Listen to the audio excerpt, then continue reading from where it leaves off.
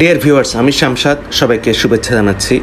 আশা করি সবাই ভালো আছেন। অনেকেই হয়তো ভাবছেন হঠাৎ করে আমি থাইল্যান্ডে কেন। আসলে আমি যখন কানাডা থেকে বাংলাদেশে যাচ্ছিলাম তখন আসার পথে ব্যাংককে একটা ছোট্ট ট্রানজিট পেয়েছিলাম। ভাবলাম সেই সুযোগে আপনাদের থাইল্যান্ডের এই চমৎকার শহরটা একটু ঘুরিয়ে দেখাই। এখানে আমি আছি একটা চলন্ত বাসে, আর জানালা দিয়ে দেখছি ব্যাংককের দারুণ সব দৃশ্য।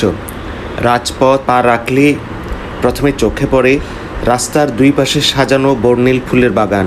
ভিডিওতে আপনারা দেখতে পাচ্ছেন ব্যাংককের অন্যতম ঐতিহাসিক নিদর্শন ডেমোক্রেসি মনুমেন্ট। এখানে অনেক মানুষ একসময় প্রাণ দিয়েছিল গণতন্ত্রের জন্য, সেটা হয়তো আপনারা জানেন। ঐতিহ্য আর আধুনিকতার কি অপূর্ব এক মেলবন্ধন, তাই না?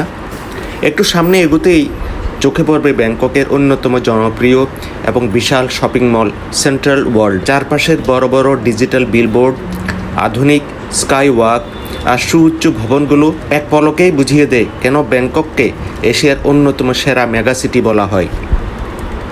তীব্র ট্রাফিক আর শত শত মোটর বাইকের ব্যস্ততার মাঝেও রাস্তার পাশে থাই বৌদ্ধ ভিক্ষুদের হেঁটে যাওয়ার দৃশ্যটি শহরের বুকে এক অদ্ভুত শান্তিময় পরিবেশ তৈরি করে।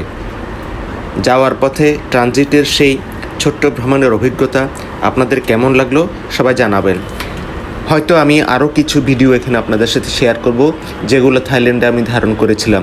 সবাই ভালো থাকবেন।